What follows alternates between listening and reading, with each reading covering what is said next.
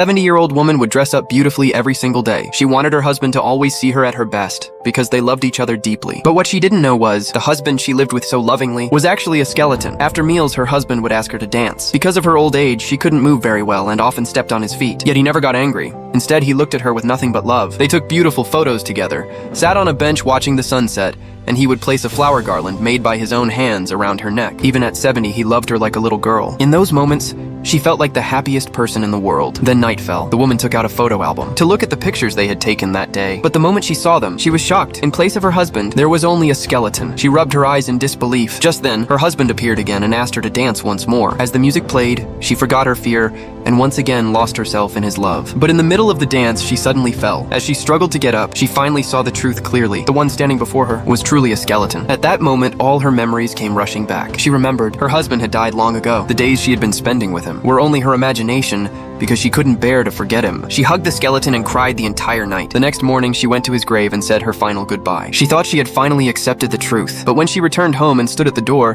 her hands began to tremble. She couldn't bring herself to open it. Finally, she did, and she smiled. Because the truth was, the moment she fell while dancing last night, she had died too. Inside the house lay her own lifeless body. Now, she could finally be with her husband forever.